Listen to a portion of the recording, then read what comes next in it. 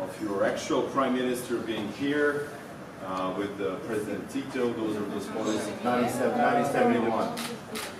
Yeah, the famous. C'est parfait, comme ça.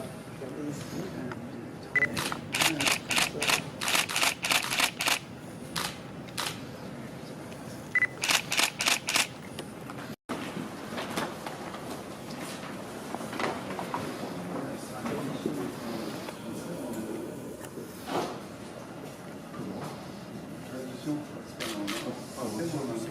Non, on glissait. On va faire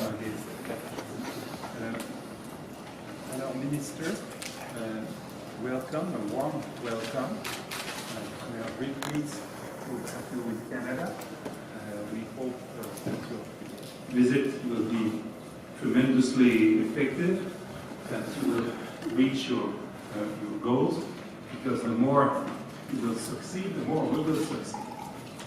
Our goal is certainly to strengthen the relationship between Serbia and Canada. That is already a very good one. And it's why I'm so pleased that you decided.